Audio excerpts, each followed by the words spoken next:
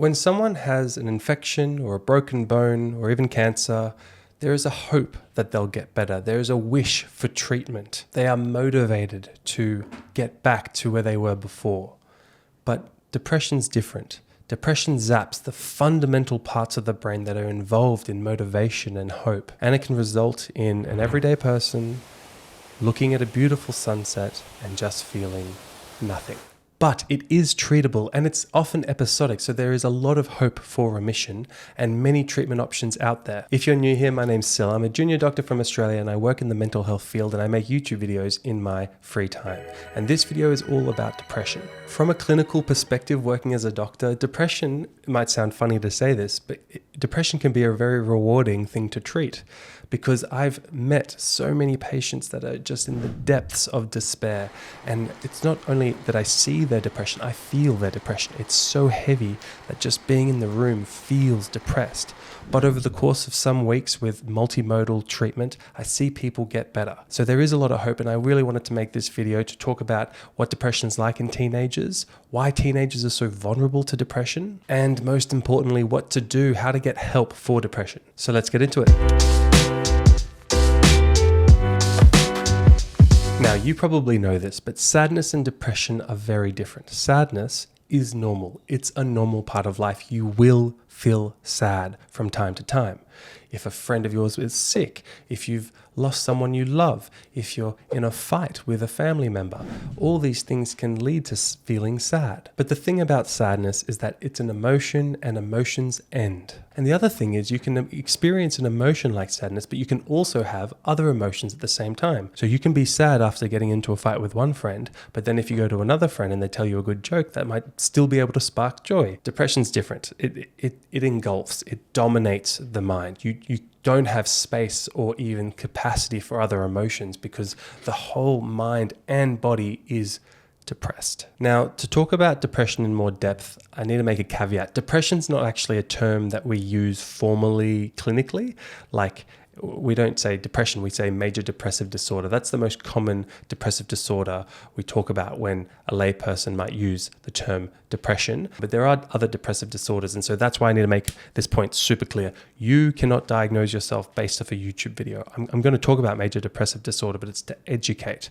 And actually, there's lots of other disorders that can present with symptoms of major depressive disorder or coexist with it, and that's why you need to see a doctor to make a diagnosis. So if we are talking about major depressive disorder, it is a mental health condition that affects your mood, your emotions, your energy levels, your thinking, and your behavior. Someone with this illness might feel numb, like they can't actually feel any emotion, like things aren't ever good or even things aren't even bad. There's just an emptiness and a hollowness, and they feel this kind of vacant emptiness. This lack of feeling emotion, the term for that is called anhedonia, and it can present in different ways. Some teenagers might find that they stop doing things they used to really enjoy doing. Another way depression can show is actually physically, like it's actually fatigue.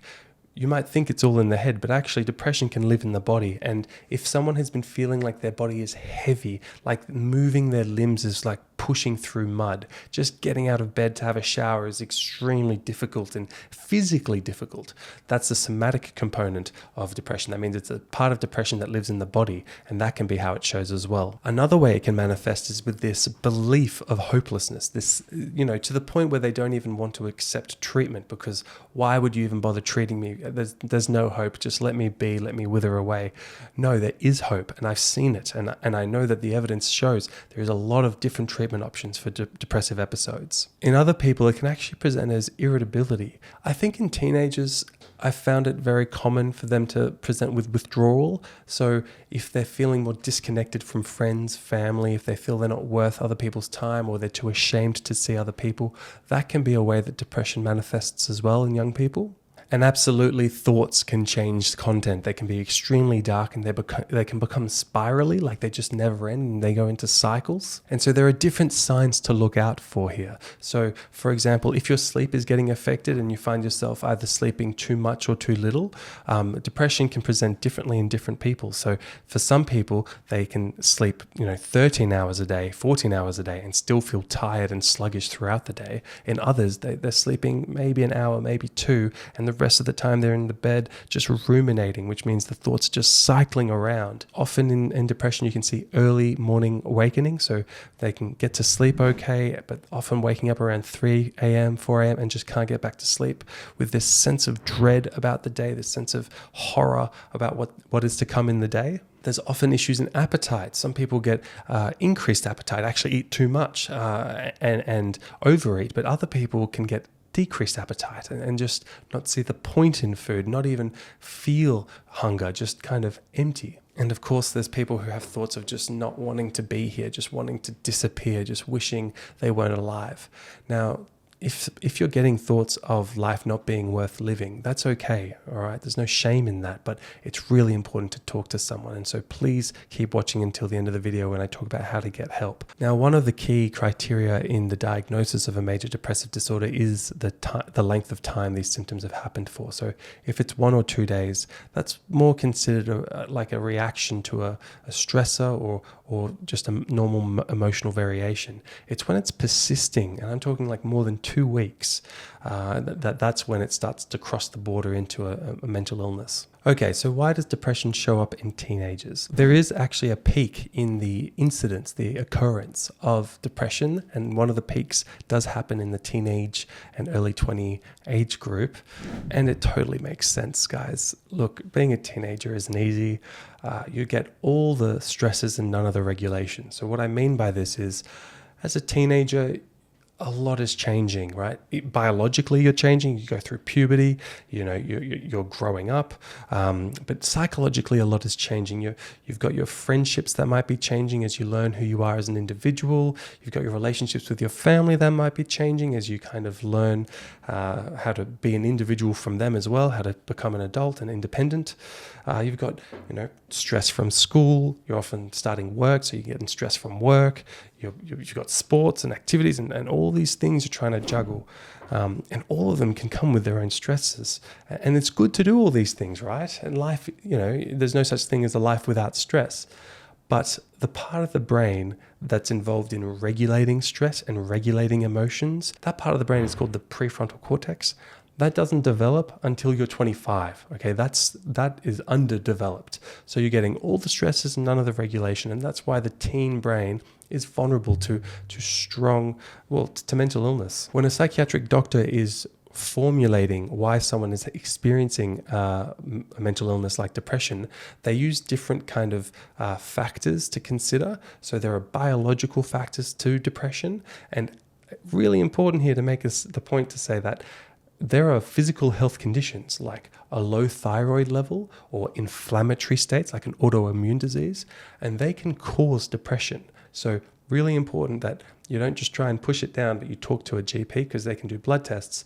And sometimes it's as simple as just treating the physical health condition and the depression can lift. Other biological factors include things like genetics and having a family history of depression. There's also psychological factors. So the way that people's personality is developing can affect their vulnerability to depression, and different temperaments as well. So like a neurotic temperament, the person that's kind of highly strung, perfectionistic, very detail-oriented, kind of frantic at times, that can predispose towards depressive episodes. There are also social factors, and I guess this could go in between social or psychological factors, but having early what's called adverse childhood experiences. So a history of a difficult experience or experiences throughout childhood, which could be trauma or neglect, can predispose to future episodes of major depressive disorder. Coming from a home with high expressed emotions, that's the term we use when there's a lot of shouting, a lot of intensity at home. That home might not always feel like a safe space. That can increase the risk for depressive episodes. Things like social media and, of course, bullying, and that includes cyberbullying. These kind of stresses can absolutely predisposed to a depressive episode. And so those are the biological, psychological, and social factors that we incorporate into kind of what can precipitate a depressive episode. It's also important to say that sometimes we don't know. The brain is complicated. You are complicated. Humans are complex things. So we don't always have a reason, and that's okay too. But let's now talk about when to get help. When do you go and get some further help? It's a complicated question, right? And everyone's a bit different. But I would say that if you're experiencing symptoms that are affecting your quality of life significantly, then that's the time to get help. And what I mean by that is, For example, if you have found that you're withdrawing more, not doing things you used to enjoy, just feeling pervasively low or empty and unable to feel positive emotion, if your school grades are getting affected, if your relationships are getting affected, that's really the time to start getting help. So how can we get help? What are the treatment options? So I'm going to go through a couple of things. The first thing is really talking to someone, which I know is easier said than done because it's hard to get help. It's hard to talk. I get that. But hear me out. I guess the easiest place to start would be some of the services that are available.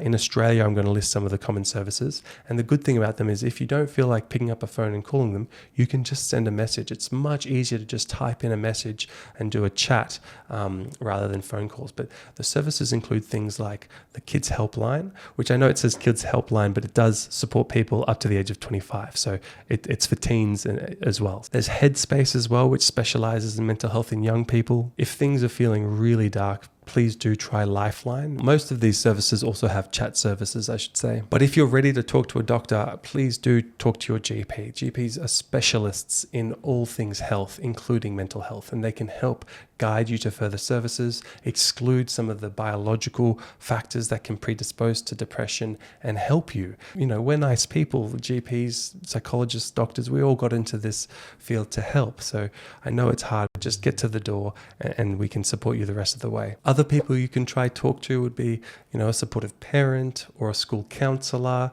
maybe a good mate of yours.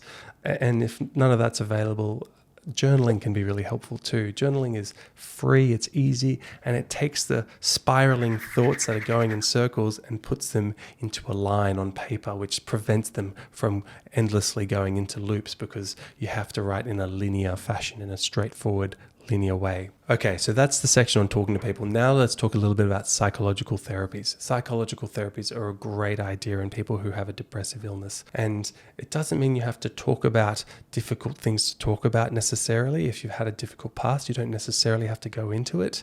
But the different psychological strategies and therapies out there, and there are lots, right? There's CBT, ACT, EMDR, lots of different acronyms. Don't worry about that. The therapist can help work with you on what's most appropriate. They help you identify kind of unhelpful thinking patterns, but most importantly, develop strategies on how to overcome them and live a life that's worth living. Super important to say that there are free online CBT, which is a psychological therapy, courses you can do, and you can do them while you're waiting, you know, to see your psychologist, for example. So the one that comes to mind is Mood Gym at the ANU, and that's free for all Australians. You just go into Google, type in Mood Gym, and you can start your own kind of online CBT course. There are many others out there. Try them out. Okay, section number 3 is about routine and behavior. We give the term behavioral activation. Now, in traditional classical thinking, we used to think that actually motivation was needed in order for people to do things that they wanted to do, like going for a walk. But what the evidence has shown is a bit of a paradox. It's actually the other way around. It's actually getting out and doing things will then lead to more motivation to do more things and feel better.